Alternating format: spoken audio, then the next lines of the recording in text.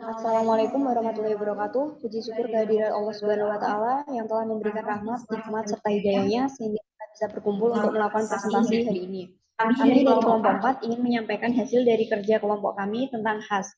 Sebelum itu, saya akan memperkenalkan anggota kelompok kami yang terdiri saya sendiri, Izatul Hidia, NIM C 100210265, Mila Cahyawati, NIM C 100210089, Rifki Maulana, NIM C 100210213, Resta Pratama Faudi, NIM C 100210203, Afifah Nur Hasanah, NIM C 100210251, Azriel Dava Rabani, NIM C 100210312. Untuk selanjutnya saya serahkan kepada penyampaian materi pertama, yaitu Mila Cahyawati. Pengertian lafal khas. Pengertian khas berdasarkan istilah lafal khas mengacu pada lafaz yang menampilkan makna tunggal dan menggunakan bentuk mutlak tunggal. Baik pengertian tersebut menunjukkan makna tersebut merujuk kepada jenis seperti hanyawa, menunjukkan seperti lafal isan, atau merujuk pada makna khusus seperti Ibrahim dan Zaid, atau menunjukkan salah satu dari ini istilah yang menunjukkan individu tersebut seperti Mustafa,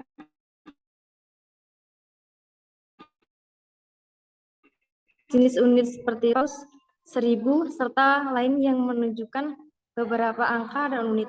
Tapi tidak termasuk beberapa unit itu sendiri adalah contoh pengucapan yang khas.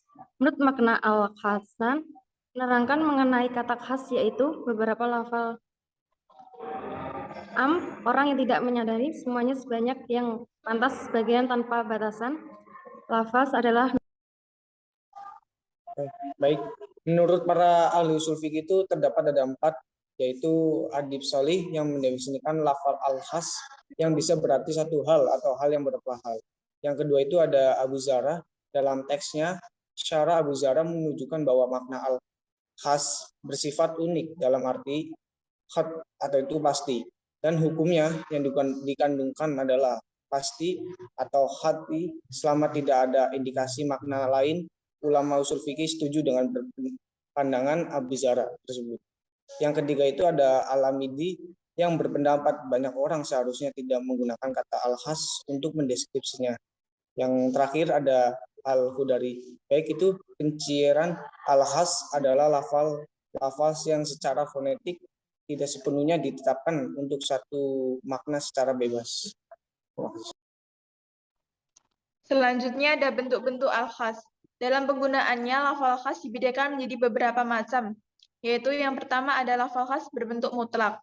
Lafal khas atau khusus dalam struktur langsung dengan praktis tidak ada batasan. Untuk lebih spesifik, lafal khas yang berarti unit yang menurut artikulasinya tidak dibatasi oleh apapun seperti budak.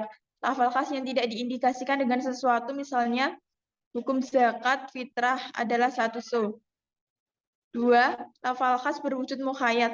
Lafal khas berwujud muqayyad atau tidak-tidaknya lafal yang menyinggung satuan-satuan yang menurut lafal dibatasi dengan batasan-batasan tertentu. Misalnya orang Mesir yang beragama Islam, orang Mesir di sini dibatasi statusnya sebagai Muslim. Yang terakhir adalah lafal khas berwujud amr.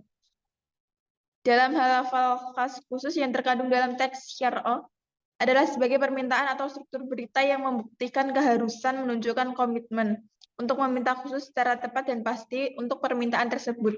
Misalnya dalam janji Allah disebutkan bahwa memotong kedua tangan mengharuskan komitmen untuk memotong tangan perampas laki-laki dan perempuan.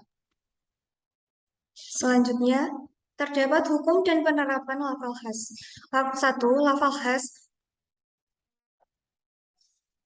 Selama tidak ada dalil yang menunjukkan sebaliknya, lafal nas-nas syarak jelas mengandung makna tertentu. Oleh karena itu, qat'iyan tidak terpenuhi jika ada kemungkinan perbedaan makna yang tidak didasarkan pada dalil. Oleh karena itu, khas lafal memberikan kemanfaatan ketentuan hukum yang mutlak jika dinyatakan dalam bentuk yang mutlak tanpa ada batasan, asalkan tidak ada dalil yang membatasinya. Kedua, implementasi khas dalam masalah kontemporer. Contoh jual beli seperti 1, perlu diketahui jumlah dan bentuk pembayaran, apakah berupa uang, barang, atau manfaat. Kedua, pada saat kontrak ditandatangani, pembayaran harus dilakukan. Dan yang ketiga, yaitu terdapat penghapusan utang tidak dapat menjadi tujuan pembayaran. Untuk selanjutnya, terdapat karakteristik. Menurut ulama Al-Syaukani mengklaim bahwa kata khas hanya bisa diucapkan satu arah. Alhasil, lafal khas memiliki ciri-ciri sebagai berikut. 1. Dicontohkan dengan menyebutkan besaran dalam satu kalimat. Kedua, merujuk pada jenis, kelompok, atau nama sesuatu, atau nama seseorang. Ketiga, yaitu kata yang memiliki batas alami atau idafat. Selain itu, terdapat sifat-sifat lafal khas. Dalam nas-nas syarak, lafal khas bisa bersifat mutlak atau muqayyad, tergantung situasi.